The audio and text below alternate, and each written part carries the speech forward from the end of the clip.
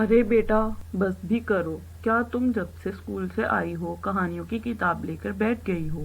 आए दिन तुम कहानी की किताब अपनी दोस्तों से लेकर आ जाती हो। इसके बाद ना तो फिर तुम्हें खाने का कोई होश रहता है, ना पीने का।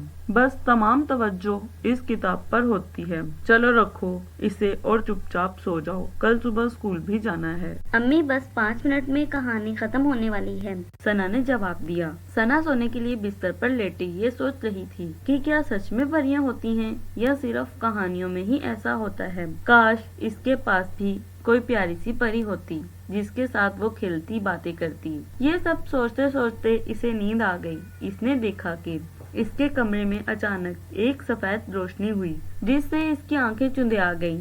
इसने देखा कि एक बहुत ही प्यारी सफेद रंग की परी इसकी आंखों के सामने खड़ी है। इसे अपनी आंखों पर यकीन ही नहीं आ रहा था। इसने अपनी आंखों को दोबारा मसल कर देखा तो परी ने कहा, सना, मैं सचमुच में परी हूँ।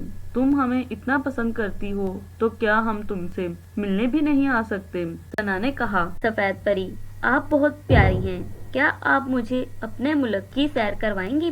सफेद परी ने कहा, ठीक है, चलो चलें। फिर वो दोनों उड़ने लगी और थोड़ी देर में परिस्तान पहुंच गईं, जहां तमाम परियां इनका इंतजार कर रही थीं। सना तमाम परियों को देखकर बहुत खुश हुई। इसे हरी, पीली, नीली, काली, लाल, गर्ज तमाम रंग की परियों से मिलकर बहुत मजा आया। इतने में इनकी मलका परी भी आ गई, जो सतरंगी रंग की परी थी। इसने सना को देखकर कहा, आओ, हम तुम्हारा इंतजार कर रहे थे। तुम हमारी कहानियाँ बहुत ही शौक से पढ़ती हो, इसलिए मैंने आज सफेद परी को तुम्हें लेने के लिए भेजा था। अब सफेद परी तुम्हें हमारे परिस्तान की सैर करवाएगी।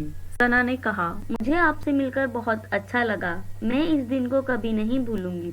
इतने में सफेद परी ने कहा, चलो सैर को चलते हैं, फिर तुम्हें घर भी छोड़ना है, कहीं सुबह ना हो जाए। फिर वो और सफेद परी सैर को निकले। सफेद परी ने सना को तमाम परिस्तान की सैर करवाई, इसे वहाँ के फल खिलाए और ठंडा ठंडा पानी पिलाया। फिर वो और सफेद परी एक दरख्त के पास बैठकर बातें कर रही थी कि इतने में एक जिन आया जो बहुत ही खूंखार और ताकतवर था। सना और सफेद परी से कहा कि सना, इसके हवाले कर दो। सफेद परी ने कहा, नहीं, ये मेरी मेहमान है और मेरी दोस्त है। जिन हंसने लगा और कहने लगा कि क्या परियों की भी कभी इंसानों से दोस्ती हो सकती है? और आगे बढ़कर सना को खींचने लगा। सना ने कहा, कुछ नहीं, इसने एक बुरा ख्वाब देख लिया था।